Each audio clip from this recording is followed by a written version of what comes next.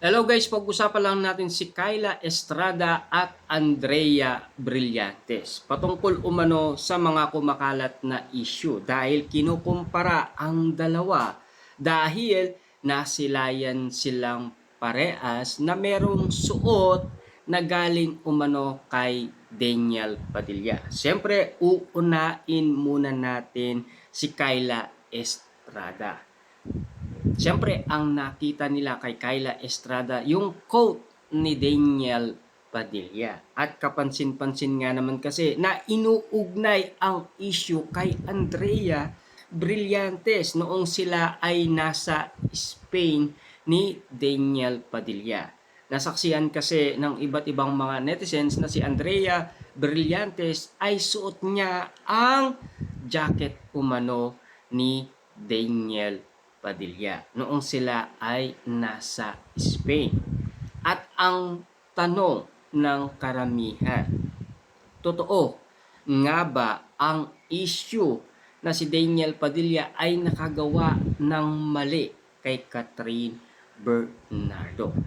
At ang kinagulat ng karamihan, ano kaya ang tingin ni Daniel Padilla kay Andrea Brillantes sa nakikita nila ngayon na ginagawa ni Daniel Padilla kay Kyla Estrada?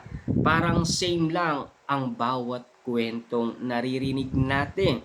Lalong-lalo na kasi pinapatunayan ng iba't ibang mga netizens yung kasuotan ng mga babaeng na involved umano kay Daniel Padilla. Siyempre, pinag-uusapan nga naman kasi na mukhang okay na itong si Daniel Padilla kay Kyla Estrada.